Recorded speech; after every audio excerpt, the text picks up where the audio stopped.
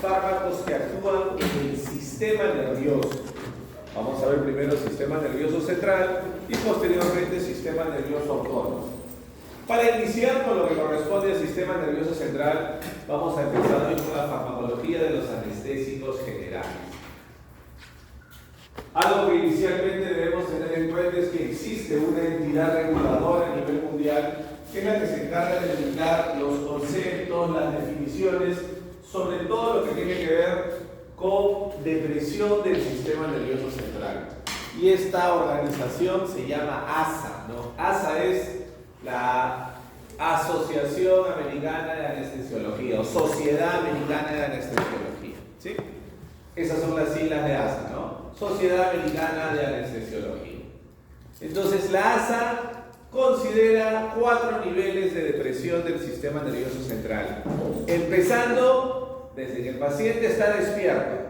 Poco a poco empezamos a causar depresión. Lo primero que aparece es sedación mínima, conocida también como ansiolisis. ¿Sí? La sedación mínima se conoce también como ansiolisis. Si profundizamos más el nivel de depresión, aparece la sedación moderada, lo que se conoce también como sedación consciente. Si profundizamos más el nivel de depresión, aparece la sedación profunda. Y si profundizamos más el nivel de depresión, aparece la anestesia general.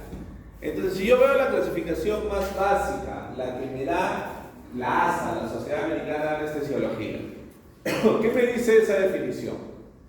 Me dice que la anestesia general será un estado de pérdida total de la conciencia inducido por fármacos. No, porque ya la vez pasada les comentábamos que drug es fármaco, ¿no? Drug no es droga. Droga es otra definición en un contexto distinto. Para nosotros, de la traducción del inglés, drug es fármaco, ¿sí? Entonces, anestesia general será un estado de pérdida total de la conciencia inducido por fármacos, durante el cual los pacientes son incapaces de responder a los estímulos dolorosos. El paciente va a perder por completo la sensibilidad dolorosa. Asimismo, el paciente es incapaz de mantener su función ventilatoria o los reflejos protectores de la vía aérea. ¿Qué significa eso?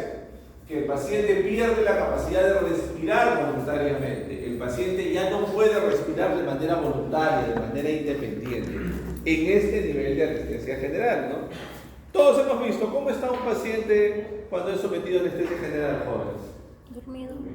Durmiendo. Aparte de durmiendo, eso pediría un niño de 2 años, ¿no? ¿Cómo están durmiendo?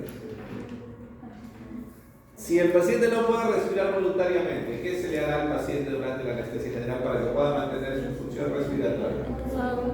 El paciente está intubado, ¿no? Para brindarle soporte respiratorio. El paciente está intubado y a través de ese tubo se produce el intercambio respiratorio. Algo importante que no se presenta en los anteriores niveles: la función cardiovascular en la anestesia general sí va a estar reducida, va a estar disminuida.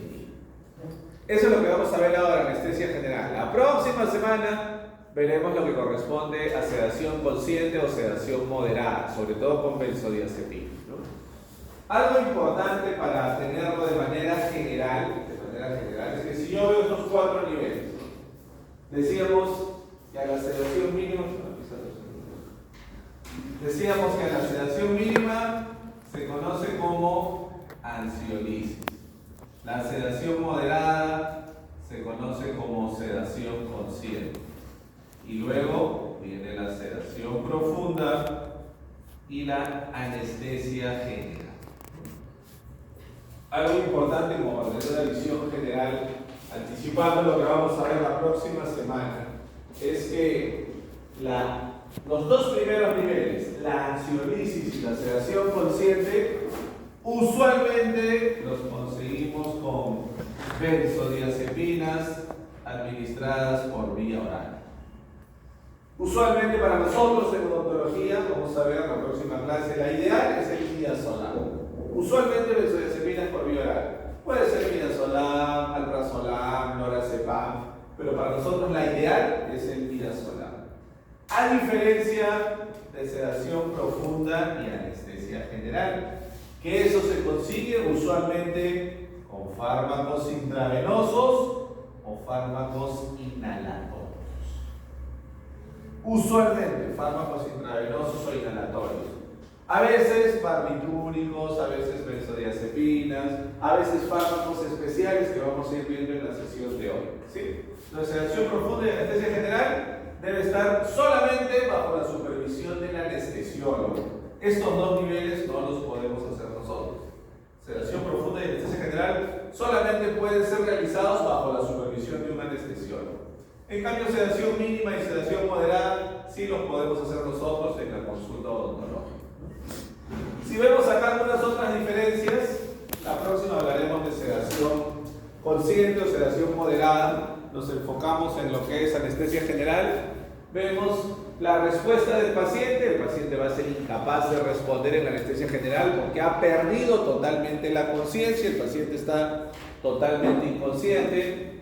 La vía aérea va a requerir frecuentemente una intervención, lo que les decíamos, ¿no? Que va a necesitar el paciente ser intubado para mantener un soporte ventilatorio adecuado.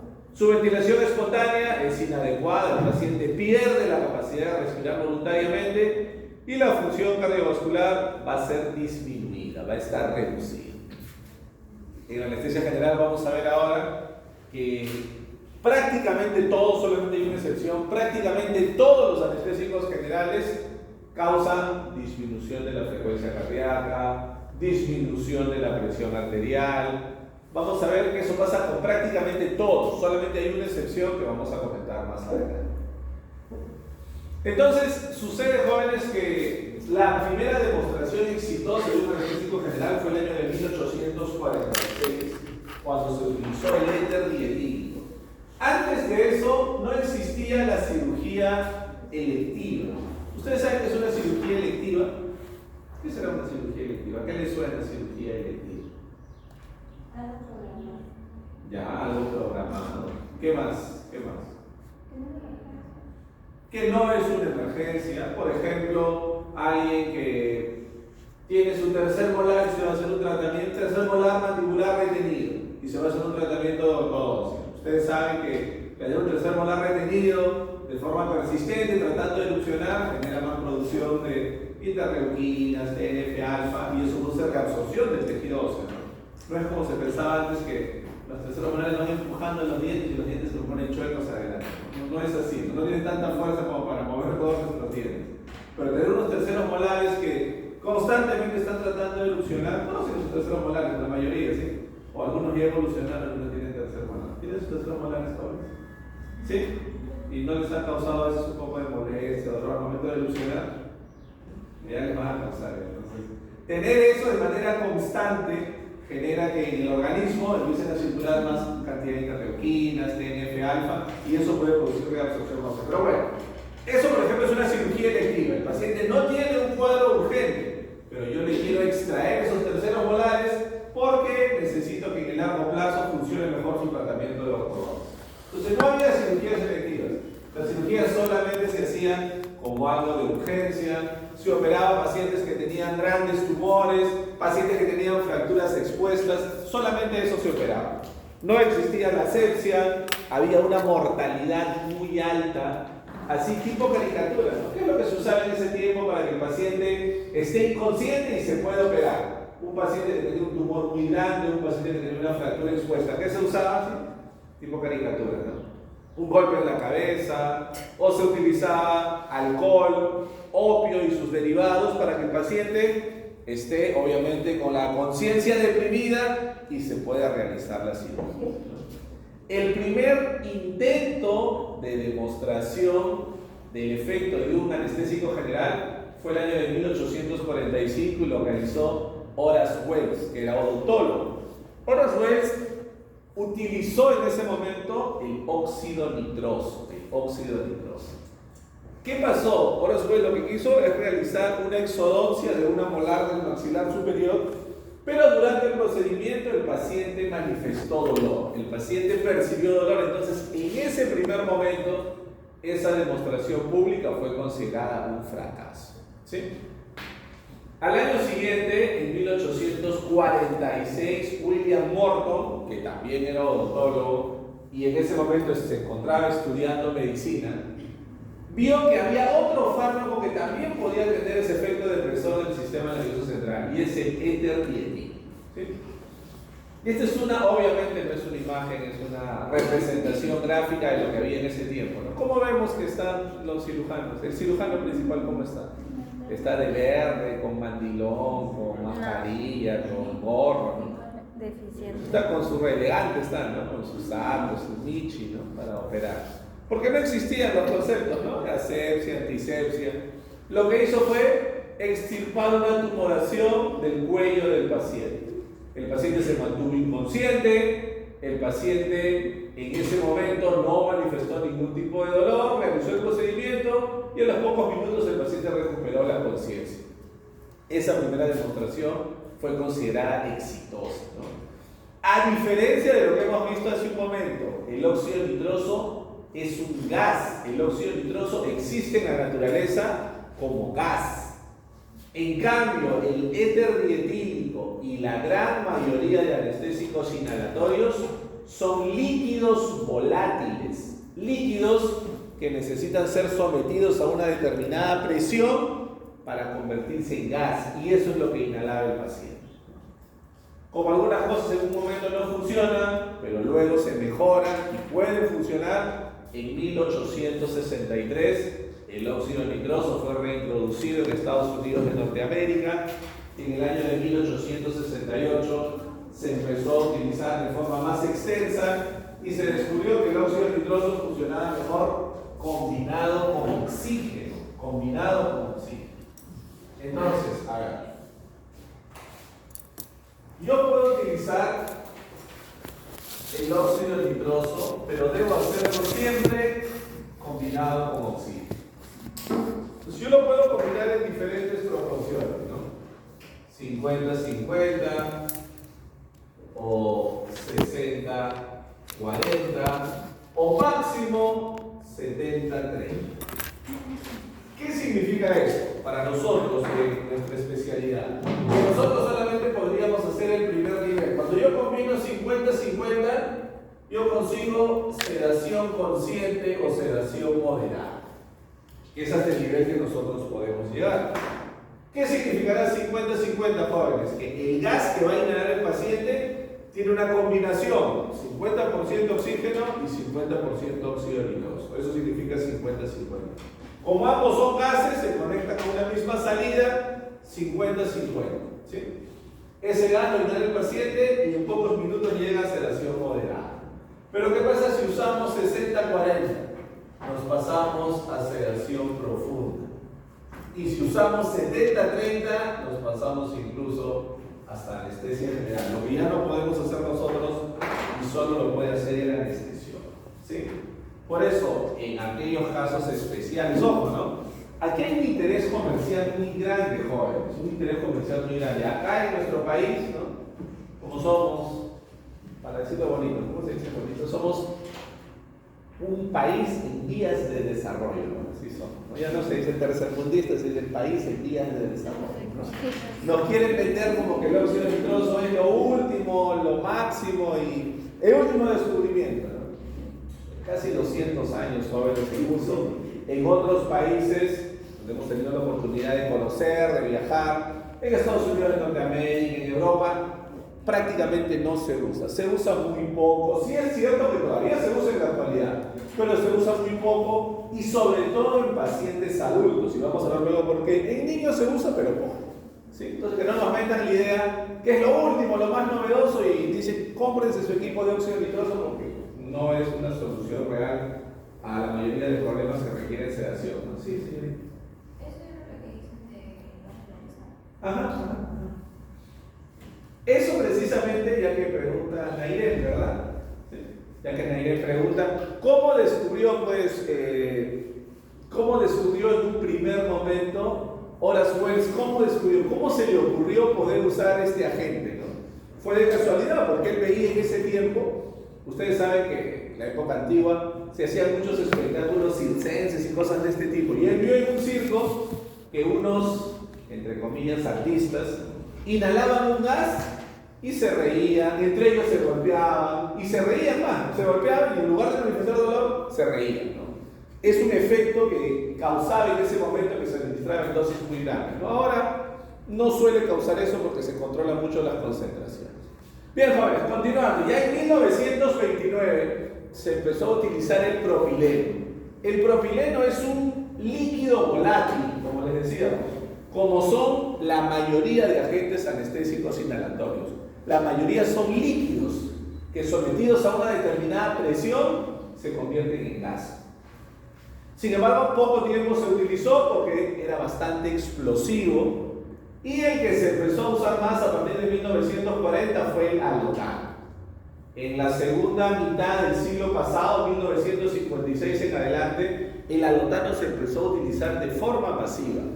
Durante más de 50 años, el alotano fue el anestésico inhalatorio más usado en todo el mundo, ¿no? Como ven ustedes acá, ¿cómo lo vendían? En un frasco. Porque es un líquido que yo tenía que colocarlo en un equipo especial, se sometía a una determinada presión y se convertía en gas. Luego, en 1935 aproximadamente, se descubrió que también existían otras posibilidades, que no solamente podíamos llegar a anestesia general utilizando una sustancia por vía inhalatoria, sino también podíamos hacerlo por vía intravenosa. ¿Qué les dice el razonamiento, jóvenes? ¿Cómo conseguiremos más rápidamente la anestesia general? ¿Por vía inhalatoria o por vía intravenosa? Intravenosa. Obviamente por vía intravenosa, ¿no? Mientras por vía inhalatoria, por ejemplo, con óxido nitroso, podemos demorar 2 minutos, 3 minutos, dependiendo de la concentración que estamos administrando. Por vía intravenosa demora 10 segundos, 20 segundos, es extremadamente rápido. Lo que demora en la circulación en llevar el fármaco hasta el sistema nervioso central, ¿no? Sumamente rápido. Y el primer fármaco que se usó fue el tiopental, un barbitúrico de acción ultracorta, que lo vamos a ver ahora con más detalle. También se empezaron a utilizar a partir de 1940 bloqueantes neuromusculares, porque se requería que el paciente esté quieto y inmóvil. ¿Han escuchado alguna vez ustedes jóvenes acerca del curare? ¿Les suena algo curare? ¿Saben? ¿Qué es el curare? ¿Ah? Ya. ¿Pero qué era originalmente el curare? Son derivados del curare.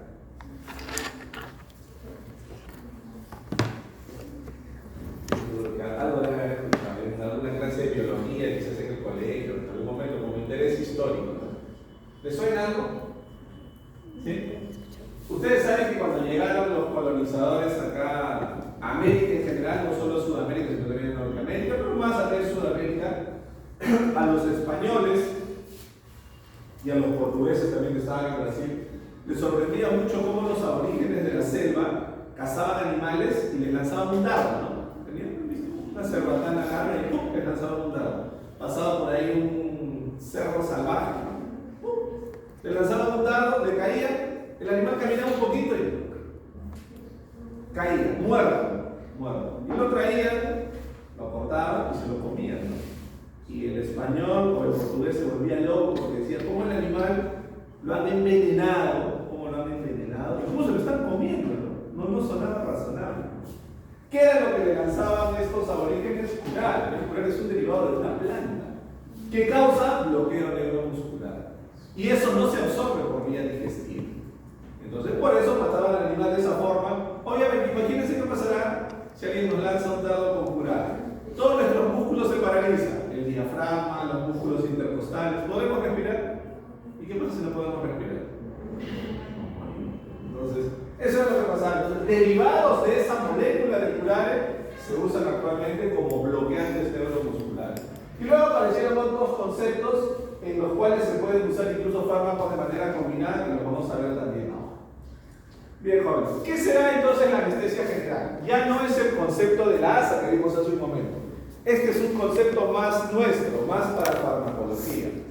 Anestesia general es el máximo estado de depresión de la conciencia, obviamente estado que tiene que ser reversible. Obviamente este estado va a ser inducido por fármacos, ya sabemos que la anestesia general se puede inducir por fármacos intravenosos o por fármacos inhalatorios. Y algo que caracteriza, algo típico de la anestesia general, es que tiene 4 componentes. En primer lugar, pérdida de la conciencia. El paciente pierde completamente la conciencia. En segundo lugar, pérdida de la sensibilidad. El paciente no va a sentir dolor, no va a sentir calor, no va a sentir frío, no va a sentir tacto ni presión profunda. Nada. Pierde completamente la sensibilidad. Pierde asimismo la actividad refleja. Pierde los reflejos protectores. El reflejo faríngeo, el reflejo palpebral, el reflejo de la tos, etc. Pierde todos los reflejos. Y último, pierde la motilidad, está completamente inmóvil. Si tenemos estos 4 componentes, tenemos anestesia general, ¿no? Entonces ya evolucionamos, ¿no? De la respuesta de un niño de 2 años que dice, ¿la anestesia general qué es? Que el paciente está dormido, ¿no? Entonces, ya evolucionamos un poquito. Yo he escuchado que a veces en la anestesia general hay pacientes que se despiertan. ¿Por qué pasa eso? Primero, eso el 99% de casos es una leyenda urbana, es un mito, no es real. Y si pasa eso es probablemente porque se usó solo un agente intravenoso y no se administró correctamente un agente inhalatorio para mantener al paciente en ese nivel. En condiciones normales el paciente no se debe cobrar. ¿Sí? Hay muchas películas a veces vemos sobre esas cosas, son cosas que realmente no pasan. Muchas cosas van en las películas y no pasan en la realidad. Estos jóvenes también lo podemos expresar en estos 3 niveles. Hay una primera fase que se llama fase de inducción. La fase de inducción es el tiempo que transcurre desde que yo administro el fármaco hasta que el paciente pierde la conciencia. ¿Qué desearíamos nosotros, jóvenes? Que la inducción sea corta, en poco tiempo, o que sea prolongada, que demore varios minutos. Corta. ¿Qué quisiéramos de la inducción? La inducción es el tiempo que transcurre desde que administro el fármaco hasta que el paciente pierde la conciencia. ¿Qué quisiéramos? ¿Que sea corta o que sea prolongada? Corta. Que sea corta, ¿no? La inducción tiene que ser corta, rápida, agradable para el paciente. Que el paciente no recuerde mucho lo que ha sucedido. ¿Alguno de ustedes lo han operado bajo anestesia general? ¿Alguno de ustedes? ¿Sí? ¿Se acuerdan de algo más o menos? Usualmente nos colocan una vía intravenosa, ¿no? El anestesiólogo viene, nos habla. Claro. A veces nos dice, ¿no? Viene, nos habla, nos coloca el fármaco y dice, a ver, hijito, vamos a contar hasta 10. Vamos, 1, 2, 3, 4. No se acordamos nada, porque el fármaco ya ingresó al organismo. Entonces, es muy rápida. La inducción, como les decíamos, jóvenes, se hace principalmente la inducción con vía intravenosa. Y luego yo quiero mantener a mi paciente en un determinado nivel. Tampoco quiero que se deprime excesivamente para que ponga en peligro su vida. Para mantenerlo en un determinado nivel, lo mantengo con el agente inhalatorio. Lo más frecuente es inducir con intravenoso y mantener con inhalatorio. Eso es lo más frecuente. Aunque, como algo especial, como algo excepcional, existe una técnica que se llama técnica TIVA. ¿Sí? Técnica TIVA, que son las siglas en inglés de anestesia total intravenosa. Anestesia total intravenosa. Es un tipo especial de técnica anestésica en la cual solamente alternando fármacos intravenosos por goteo se mantiene al paciente en un nivel de anestesia general. ¿Ok? Pero es algo excepcional. Lo usual se induce por vía intravenosa y se mantiene por vía inhalatoria. Y obviamente la recuperación es desde que dejamos de administrar el anestésico hasta que el paciente recupera la conciencia. A ver, jóvenes, esto es muy importante. ¿Se acuerdan que vimos este gráfico cuando hablamos de farmacodinámica? ¿Se acuerdan? Sí. Este gráfico nos ayudaba a entender conceptos de potencia y eficacia. A ver, solo para recordar, porque esto ya lo tenemos bastante claro, no solo para recordar. ¿Se acuerdan ustedes? ¿Cuál es el principal neurotransmisor inhibitorio en el sistema nervioso central, jóvenes? El principal neurotransmisor inhibitorio. El neurotransmisor GABA. El principal neurotransmisor inhibitorio en el sistema nervioso central. El neurotransmisor GABA. Y se une a su receptor, tiene varios receptores, pero el más importante es el receptor GABA de tipo A. Es el más importante, cuantitativamente y cualitativamente el más importante. Entonces, a ver, ¿qué es lo que vemos acá? Recordemos que esta curva es en el eje horizontal, concentración del agonista. Y en el eje vertical, porcentaje de respuesta. A ver, yo tengo la curva de color negro, un paciente normal, un paciente que no ha recibido ningún fármaco, un paciente en estado basal. Sus neurotransmisores están en equilibrio, ¿ok? ¿Qué tengo en la curva de la parte superior? Esta curva que estamos señalando. ¿Qué tengo en esta curva?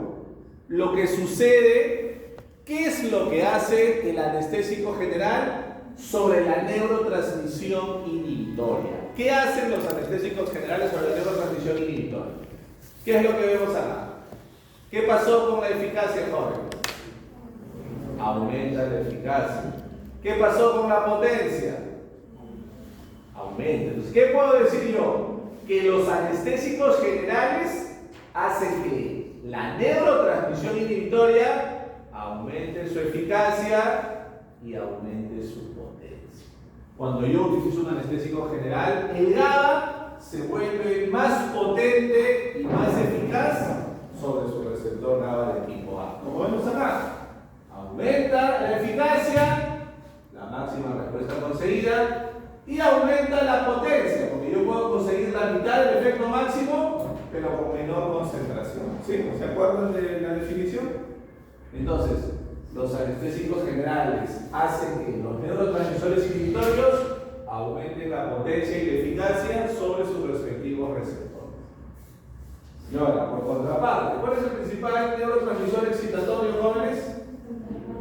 El glutamato, ¿no? El glutamato. ¿Y cuál es el principal receptor para el glutamato? El receptor NMDA. También hay muchos, ¿no? Pero el más importante es el receptor NMDA. ¿Qué es lo que sucede con la neurotransmisión excitatoria? ¿Qué necesitaré yo? ¿Aumentarla o disminuirla? Obviamente disminuirla. Y es la curva que tenemos en la parte inferior. La curva que tenemos en la parte inferior, que estamos señalando ahora. ¿Qué podríamos decir? ¿Qué sucede con la eficacia en este caso? Disminuye la eficacia. ¿Y qué sucede con la potencia? ¿Qué sucede con la potencia, jóvenes? Se mantiene. Entonces, ojo con eso. Los anestésicos generales hacen que los neurotransmisores excitatorios disminuyan su eficacia, pero mantienen la potencia sobre sus respectivos receptores. Yo puedo decir que el anestésico general hace que el neurotransmisor glutamato disminuya la eficacia, pero mantiene su potencia sobre el receptor NMDA. Disminuye la eficacia, pero mantiene la potencia. Algo que pasa típicamente, ¿se acuerdan? ¿Con qué tipo de antagonistas? Que vimos la semana pasada, pues, y la semana antepasada también. En teoría la antepasada y el seminario la semana pasada. ¿En qué caso sucedía eso? Que disminuía la eficacia, pero se mantenía la potencia. ¿En qué tipo de antagonismo? ¿Antagonismo competitivo, antagonismo alostérico, antagonismo químico o antagonismo fisiológico? Tenemos 4 opciones.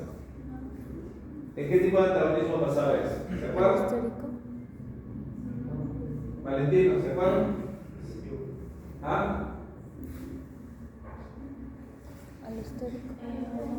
El antagonismo alostérico, muy bien, el antagonismo alostérico. Eso pasa típicamente el antagonismo alostérico. Disminuye la eficacia, pero mantiene la potencia. Recuerden que el antagonismo alostérico es un tipo de antagonismo no competitivo, no hay posibilidad de competencia. Entonces veamos, jóvenes, de manera general, los principales agentes intravenosos. Tenemos, por ejemplo, el pentobarbital, un barbitúrico de acción prolongada, un barbitúrico de acción muy prolongada, que dejó de utilizarse en el tiempo porque tenía un índice terapéutico muy estrecho, era potencialmente muy peligroso. ¿Okay? En la actualidad ya no se usa pentobarbital en seres humanos, se usa solamente en medicina veterinaria para brindar anestesia general a ciertos animales, ¿no? Solo se usa en veterinaria. Otro barbitúrico, pero en el otro extremo, mientras pentobarbital es un barbitúrico de acción prolongada, tiopental es un barbitúrico de acción ultra corta. Barbitúrico de acción ultra corta. Todavía se usa hasta nuestros días.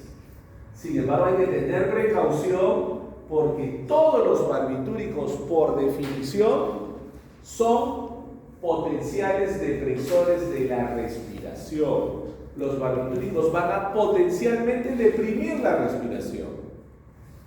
Algunos son muy peligrosos, otros medianamente peligrosos. Pero todos tienen ese riesgo potencial, deprimir la respiración. ¿Sí? También tenemos luego el propofol, que tenemos acá en la imagen. ¿Les suena el propofol, jóvenes, algo? ¿Les suena el nombre algo? ¿Han escuchado alguna vez sobre propofol?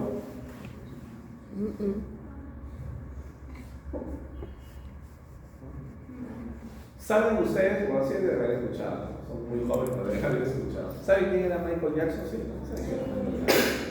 Sí. Michael Jackson murió por una sobredosificación de propofol, ¿no? Él sufría de dolor crónico, de insomnio severo, y el médico que lo atendía con muy poco criterio para aliviar estos problemas le inyectó propofol, ¿no? Que es un inductor de anestesia general. Obviamente causa hipnosis, hace que el paciente pierda la conciencia, pero eso no es una solución a un problema de insomnio.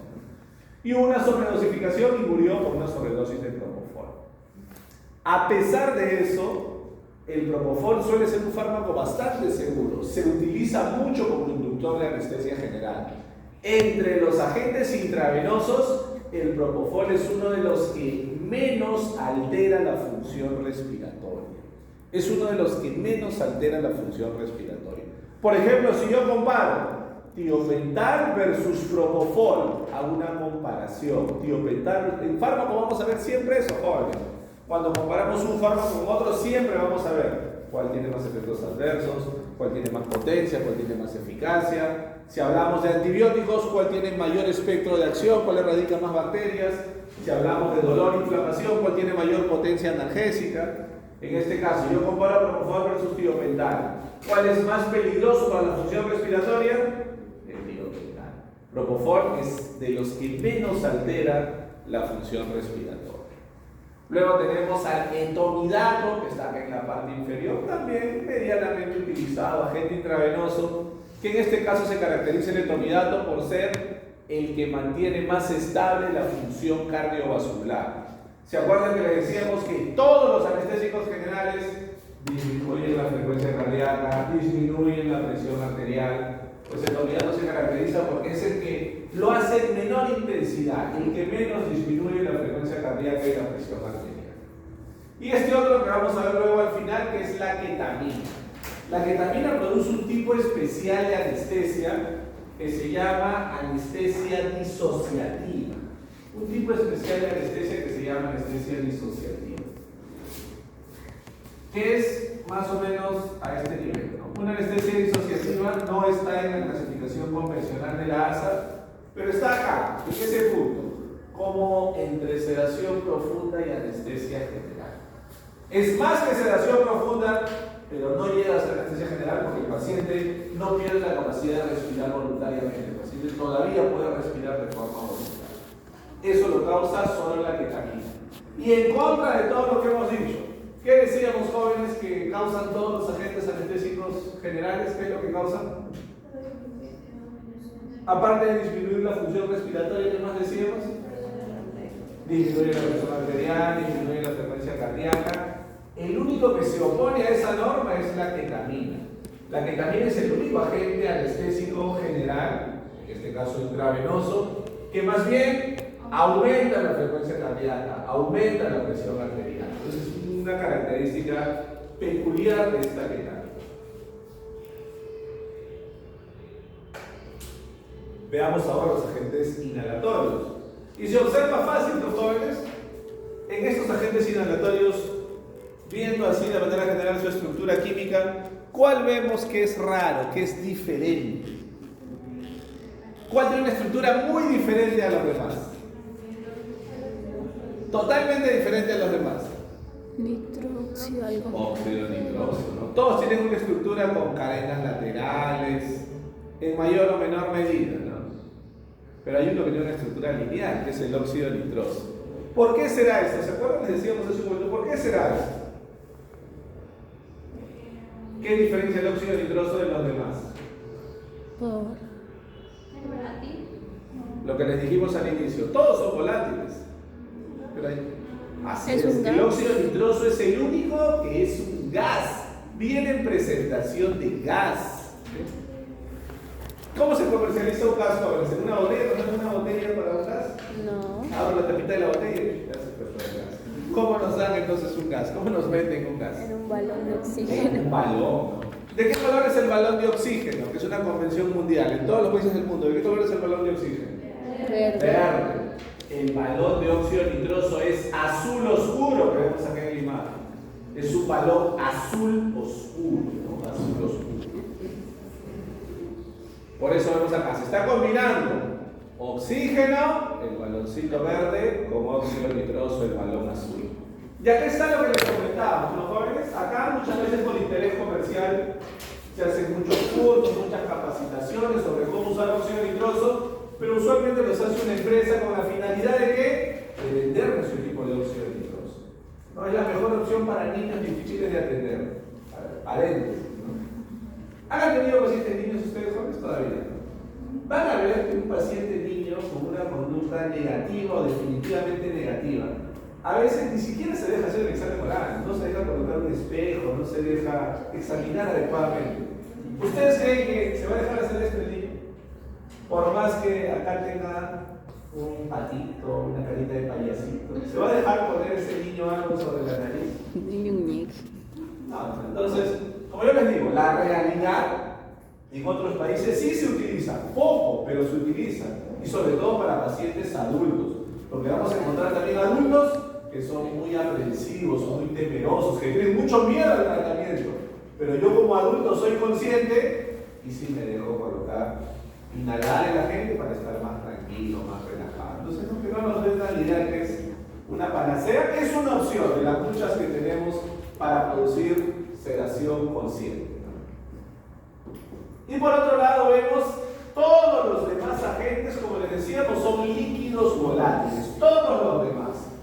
El éter dietílico, que fue el primero que se utilizó, el éter dietílico en la actualidad ya no se utiliza, porque era muy irritante para las vías respiratorias. ¿Se acuerdan ustedes, jóvenes, la primera vez que fueron al anfiteatro y vieron a su cadáver? Y olía todo el ambiente a formol. ¿Qué pasa con esta vía respiratoria? No, nos pica, nos da ganas de estornudar, nos arde un poco. Algo parecido sucedía con el éter dietílico. Funcionaba como anestésico general, pero era muy irritante para la vía respiratoria. Por eso dejó de usarse, ¿no? En la actualidad el éter dietílico solamente se utiliza para causar eutanasia en animales de experimentación. Cuando tenemos un trabajo de experimentación, un grupo de ratoncitos y queremos sacrificarlos para obtener algún tipo de muestra, una de las opciones para la eutanasia es el éter dietílico. Todos los demás sí se usan, ¿no? Alotano ya casi no se usa porque se demostró que era potencialmente muy hepatotóxico. Les decíamos, el alotano por más de 50 años fue el anestésico inhalatorio más utilizado de todo el mundo, pero ya a inicios de este siglo, año 2000, 2005, 2010, poco a poco dejó de utilizarse. ¿Cuáles son los dos que más se utilizan actualmente? Desflurano y sevoflurano, que lo tenemos acá. Todos ellos líquidos volátiles. A ver, jóvenes, idealmente nosotros necesitaríamos que un agente intravenoso cause todos esos efectos que vemos ahí, todos esos efectos, que cause hipnosis. Hipnosis, por si acaso, jóvenes, hipnosis es el sueño inducido farmacológicamente. La inducción farmacológica del sueño se conoce como hipnosis. ¿Qué es lo que necesitamos que haga un anestésico general? Que cause hipnosis, ya el paciente pierda la conciencia, que cause analgesia, que cause amnesia, sobre todo amnesia anterógrada, que bloquee el músculo esquelético, que su efecto sea completamente reversible y además que tenga alto índice terapéutico. Todos estos efectos, jóvenes, los podremos conseguir con un solo agente, con un un solo fármaco, ¿se podrá conseguir todos estos efectos? ¿Se podrá o no se podrá? ¿Qué creen ustedes? Yo no creo. De poder sí se puede, ¿no? De poder sí se puede, pero ¿qué necesitaríamos administrar? ¿En dosis bajas o en dosis muy altas? Altas. En dosis muy altas para conseguir todos estos efectos. En usar dosis muy altas podemos llegar al rango de la toxicidad. Es algo que queremos evitar. Entonces, a ver, ¿cómo puedo conseguir yo estos efectos? ¿Cómo puedo conseguir estos efectos? Administrando algo que se llama medicación preanestésica. Por ejemplo, ¿cómo puedo conseguir hipnosis? ¿Cómo puedo conseguir amnesia? Sobre todo amnesia anterógrada, que es la pérdida de recuerdos de lo que sucede posterior a la administración del fármaco.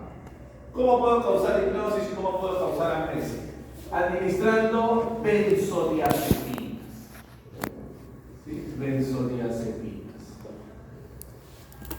Por ejemplo, si el procedimiento va a ser prolongado, se utiliza diazepam. Si el procedimiento va a ser de duración intermedia, se utiliza lorazepam. O si va a ser de duración corta, se podría emplear midazolam. ¿Sí? Entonces, previamente a la anestesia general, colocando estos fármacos, vamos a ir consiguiendo los demás efectos, lo que me va a permitir que el anestésico general lo use en menor concentración y tenga un mejor perfil de seguridad. ¿Sí? ¿Qué más nos falta? Analgesia. ¿Cómo consigo yo una buena analgesia? ¿Cómo consigo una buena analgesia? Por ejemplo, utilizando analgésicos opioides. Utilizando analgésicos opioides. Por ejemplo, morfina. Por ejemplo, fentanilo o remifentanilo.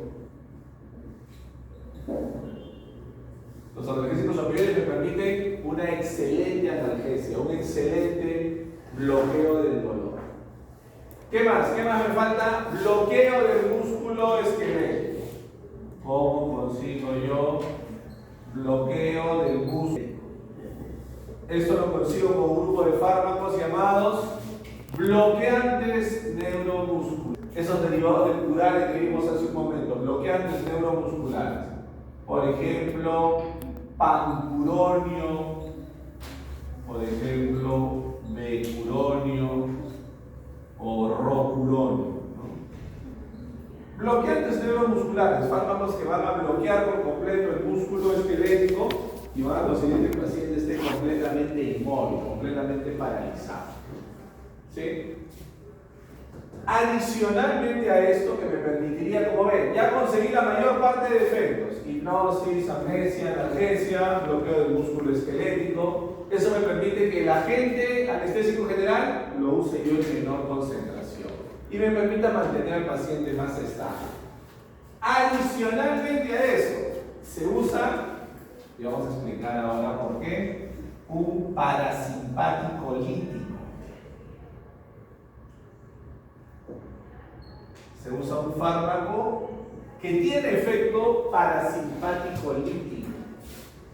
Parasimpático ya sabemos qué es. Parasimpático es una división del sistema nervioso autónomo. ¿A qué nos suena el sufijo lítico, jóvenes? ¿A qué nos suena el sufijo lítico? ¿A que va a imitar las acciones del parasimpático o que va a oponerse a las acciones del parasimpático?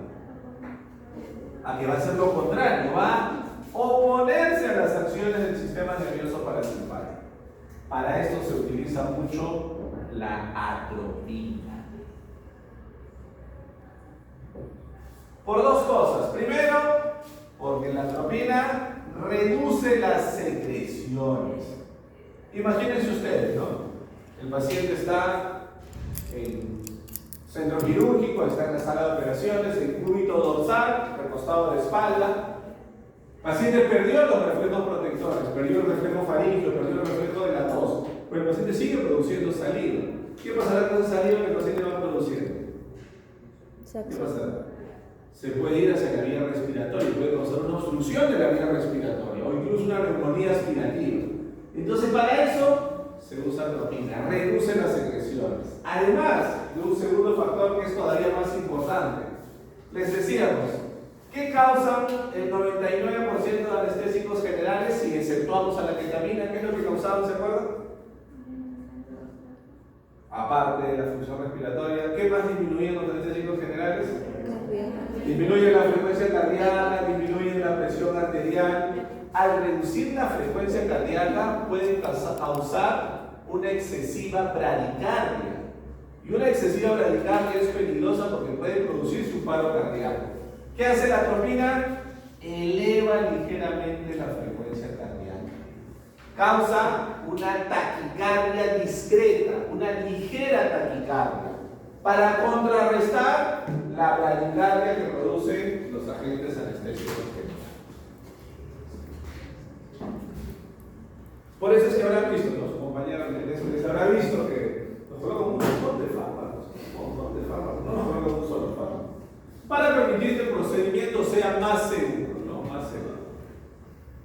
A ver, allá por el siglo pasado, 1920 aproximadamente, creo que está así, 1920, el doctor Gödel describió, cuando se usaba todavía el éter dietílico, describió 4 estadios o 4 etapas de la anestesia general. 4 estadios o etapas de la anestesia general, cuando todavía se usaba éter dietílico. Como era inhalatorio, el proceso era más lento y permitía identificar claramente las diferentes etapas. A ver, jóvenes, desde que el paciente estaba despierto, empezaba a inhalar el éter dietílico. Pasaba primero deprimiendo su conciencia, como dice acá, ¿no? Profundizando la anestesia. Empezaba a pasar primero por el estadio 1 o etapa 1, llamado analgesia. Obviamente, ¿qué caracteriza esa etapa? Como su nombre indica, hay analgesia, hay amnesia, y luego sigue profundizando, pasa al estadio 2 o etapa 2, que se conoce como estadio de excitación o delirio. En esta etapa hay mucho peligro porque el paciente va a tener actividad involuntaria, se va a mover, se puede incluso caer de la mesa donde se está operando, se puede arrancar las vías intravenosas que le han colocado, va a haber excitación y delirio. Como dice acá, hay una conducta combativa, ¿ok? Y recién después llega la etapa 3 o estadio 3, llamado de anestesia quirúrgica. ¿Sí? Dentro de esta etapa 3, vamos a verlo luego, dentro de esta etapa 3 o estadio 3, dentro hay 4 planos: plano 1, plano 2, plano 3 y plano 4. Dentro de ese estadio 3 o etapa 3 hay 4 planos. Normalmente los procedimientos quirúrgicos se desarrollan en el plano 3 de la etapa 3. Normalmente se desarrollan en ese nivel, en el plano 3 de la etapa 3. No podemos ir más allá, porque vean, en la etapa 3 el paciente está completamente inconsciente, la respiración se ha vuelto regular y disminuyen los movimientos oculares. No podemos ir más allá, porque si vamos más allá, pasamos a la etapa 4 o estadio 4 de depresión medular o depresión pulvar, que lo vamos a explicar ahora. Entonces, recordar que estos estadios fueron descritos el año de 1920 por el doctor Gödel. La primera etapa, ya hablamos, etapa de analgesia. La segunda etapa era de excitación o delirio. Pero esta etapa nos la podemos, entre comillas, saltear si usamos un agente intravenoso. Retrocedemos 2 pasillos. Esto, como les decíamos, está descrito cuando se utilizaba éter dietílico. Como era inhalatorio, era etapa 1, poco a poco etapa 2, poco a poco etapa 3. Como la más peligrosa es la etapa 2, ¿qué pasa cuando usamos un agente intravenoso, jóvenes? Decíamos, en 10 segundos llegamos hasta acá. Entonces, el agente intravenoso evita la etapa 2 de excitación o delirio. El paciente rápidamente llega al nivel deseado de anestesia quirúrgica. Entonces, en esta etapa de delirio, como decíamos, es una etapa peligrosa que usualmente los anestesiólogos buscan evitar. La etapa 3, como decíamos, tiene 4 planos. En el plano 3 es donde se desarrolla la mayor parte de procedimientos quirúrgicos, ¿sí? En el plano 3 de la etapa o estadio 3. No hay que llegar a la etapa 4 porque la etapa 4 es un estado esencialmente irreversible. El paciente no va a regresar de esta etapa 4.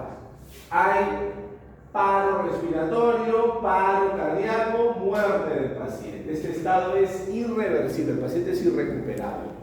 Hay algo que se conoce como midriasis paralítica. ¿Qué será midriasis paralítica, jóvenes? ¿A qué les suena ese término midriasis paralítica? ¿Ah? ¿Cómo que no es popular? Más o menos, ¿a qué nos suena? ¿Cómo podemos explicar? Señorita, ¿cómo podemos explicar ese término midriasis paralítica? ¿Ah? Sí, lo que está pensando, ¿cómo hay que poder expresar claramente nuestras ideas? Que no se mueve. ¿Qué será midriasis? Cuando la pupila ha disminuido su tamaño o no ha aumentado su tamaño. Cuando ha aumentado su tamaño. Pero ¿qué pasa con esa pupila midriática que ha aumentado su tamaño? Normalmente, si yo le pongo una linterna de reflejos, ¿qué pasa? Esa pupila que está midriática, yo le pongo la luz de la linternita de reflejos. La pupila se cierra. Esa es una respuesta normal. ¿Qué pasa en este caso? La pupila no responde. Está en midriasis, le ponemos la linterna de reflejos y sigue en midriasis, ¿no? Porque ese es un indicador de muerte cerebral. Vemos acá cómo a nivel del sistema nervioso central existe la barrera hematoencefálica, que seguramente habrán visto en embriología, histología, fisiología. Un fármaco para que llegue al sistema nervioso central tiene que ser altamente liposoluble. Esto lo pasamos, esto es lo importante. Esto es más importante. A ver, para terminar, jóvenes, unas características muy breves de estos dos fármacos que más vamos a utilizar. Primero, el tiopental. Vamos a utilizar, me refiero ahora en la práctica, ojo, por favor. Voy a mandar a un paciente, dice el doctor Chupitán, me dijo que le ponga tiopental a tu paciente, que le ponga ketamina.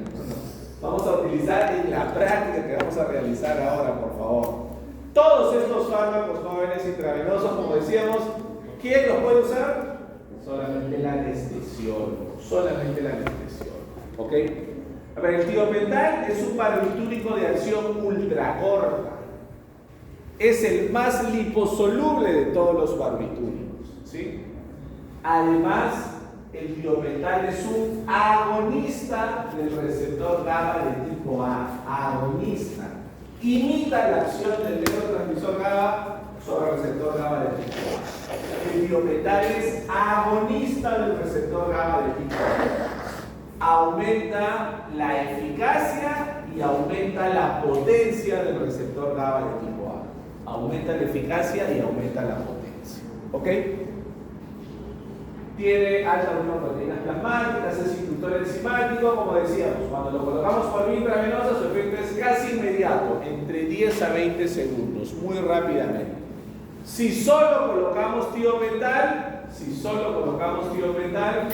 el efecto durará entre 10 a 15 minutos, es un efecto muy corto. Por eso les decíamos que lo usual es inducir anestesia con el intravenoso y el mantenimiento se hace con el agente inhalatorio.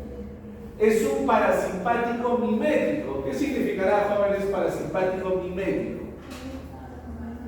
Que imita los efectos del sistema nervioso simpático. Por eso las pupilas se mantienen normales o podrían estar mióticas con disminución del diámetro pupilar. Una reacción más del parasimpático causa hipotensión, causa bradicardia. Mucho cuidado. Les decíamos, todos los barbitúricos son intrínsecamente depresores de la respiración. Y además de eso, también deprimen la función cardíaca. ¿Sí? Ojo que los barbitúricos no tienen efecto analgésico, tampoco, en este caso, como es solamente la inducción, no se bloquean todavía los reflejos protectores. Y lo que les decíamos, esto aplica no solo para tiopental, sino para todos los barbitúricos. Todos los barbitúricos son potenciales depresores de la respiración. Así también, jóvenes, el tiropental se utiliza en neurocirugía porque disminuye la presión intracraneal. Muchas veces cuando un paciente tiene un accidente, por ejemplo un accidente de tránsito, una caída, se golpeó fuertemente, un traumatismo encefalocraneal, parte de las complicaciones que se desarrollan es una hipertensión intracraneal. Para eso sirve el tiopental porque reduce esa presión arterial a nivel cerebral, ¿sí? Causa una ligera relajación del músculo esquelético. Esto es algo bien interesante, ¿no? Ayer les preguntábamos a sus compañeros del grupo del subgrupo de Villa. ¿Alguno de ustedes está de acuerdo con la pena de muerte, jóvenes, para ciertos delitos? Sí. Sí, yo creo que sí. Algunos sí, algunos es un debate ético, un tema muy complejo.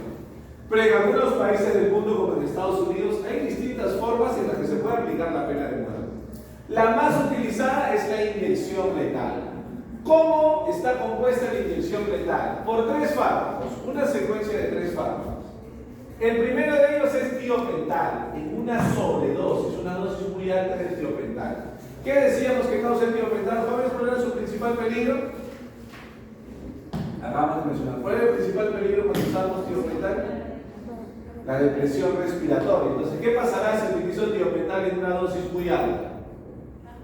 Paro respiratorio. Lo primero que se le causa al paciente es paro respiratorio. Pero el paciente no va a sentir nada porque es como que estuviéramos induciendo anestesia general, ¿no? Simplemente va a recibir el fármaco intravenoso, se va a quedar dormido. Solo que va a pasarse hasta el nivel de depresión máximo, se va a pasar hasta el estadio 4. ¿Sí? ¿Se entiende? Inmediatamente pancuronio. ¿Qué cosa es el pancuronio, jóvenes? Bloqueante neuromuscular. El de acción más prolongada, es el bloqueante de acción más prolongada. El paciente completamente paralizado. Y tercero, cloruro de potasio, también en sobredosis, que bloquea la función cardíaca, genera paro cardíaco. Entonces, paro respiratorio, bloqueo neuromuscular y paro cardíaco, ¿no? Eso lleva al paciente a la muerte. Bueno, condenado, no al paciente, condenado a la muerte. El último fármaco que vamos a ver, jóvenes, es la ketamina. La ketamina es un antagonista no competitivo de tipo alostérico del receptor NMDA. Eso es la ketamina. Un antagonista no competitivo de tipo alostérico del receptor NMDA. Sobre todo de los receptores NMDA que se ubican a nivel del sistema límbico. A nivel del sistema límbico. ¿Ok? ¿Se acuerdan qué tipo de información se almacena especialmente en el sistema límbico?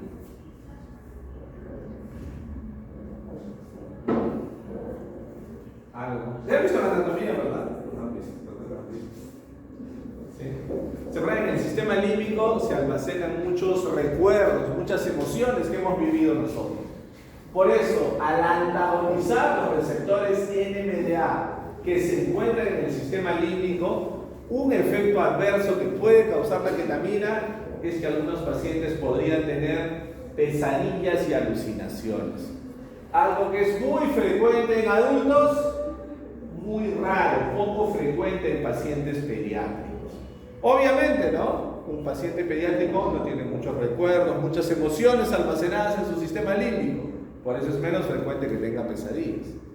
En cambio, imagínense, ¿no? Un adulto, imagínense ustedes, ¿no? Nos ponemos a pensar en 2 o 3 situaciones complejas de nuestra vida y podemos almacenar, podemos de alguna manera elaborar una pesadilla muy compleja, ¿no? Entonces, muy frecuente en adultos, poco frecuente en niños.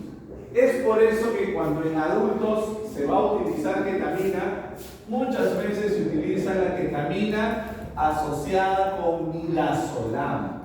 Muchas veces se usa ketamina asociada con midazolam cuando se requiere usar en adultos. Porque el midazolam me va a ayudar a reducir la incidencia de esas pesadillas y alucinaciones. ¿Sí? Esto se conoce como anestesia balanceada. Anestesia balanceada. ¿Sí? Vemos que la ketamina causa un tipo especial de anestesia, como les decíamos, anestesia disociativa. ¿Se acuerdan que les decíamos? Está entre sedación profunda y anestesia general, en ese nivel. a los 15 segundos, causa hipnosis a los 45 segundos, y a diferencia de los barbitúricos que no causaban analgesia, la ketamina sí causa un intenso efecto analgésico, ya a partir del primer minuto de haber sido administrada por vía intravenosa. Pero solamente causa analgesia de estructuras superficiales, analgesia de la piel, del músculo esquelético, solamente de estructuras superficiales, ¿sí? No tiene buen efecto relajante muscular, al contrario, y ojo con esto, cuando lo usamos en dosis altas, más bien puede producir trismus, puede aumentar el tono muscular en los músculos de la masticación y generar trismus, dificultad para la apertura bucal, ¿no? Cuando se usa en dosis altas. No afectan tampoco los reflejos protectores. En este caso es simpático mimético. ¿Qué significará, jóvenes, simpático mimético? Que imita las acciones del sistema nervioso simpático. ¿Qué causará entonces con la pupila? Midriasis, causa midriasis, aumenta la frecuencia cardíaca, aumenta la presión arterial. Les decíamos, es el único agente intravenoso que aumenta la función cardíaca, aumenta la presión arterial. Ojo, porque también incrementa ligeramente la secreción salival, ¿no? Les decimos esto porque podría ser que yo haga sedación profunda, obviamente bajo la supervisión del anestesiólogo que hace sedación profunda, y yo tenga que atender a un paciente. Podría atender bien a un paciente si está con trismus y con mucha producción de saliva. Entonces hay que tener esto en cuenta porque depende mucho de la dosis que se administre, ¿no? Como decíamos, solamente analgésicos de estructuras superficiales. No suprimen dolor profundo, no suprimen dolor visceral. Es extremadamente rara la sobredosis, pero puede aparecer depresión respiratoria e incluso paro cardíaco. Mucho cuidado porque en este mundo tan loco que vivimos actualmente, se está utilizando la ketamina como droga de abuso. Seguramente han visto que en muchos países, sobre todo en Norteamérica, ¿no? México, Estados Unidos, están utilizando como droga de abuso al fentanilo, ¿no? ¿Han visto, jóvenes? Sí. Entonces también uno de esos fármacos que se utiliza es la ketamina. Entonces mucho cuidado porque a pesar que es un fármaco con buen perfil de seguridad, en una sobredosis y de manera inadecuada puede llegar a causar paro cardíaco, ¿no? Muy bien, jóvenes.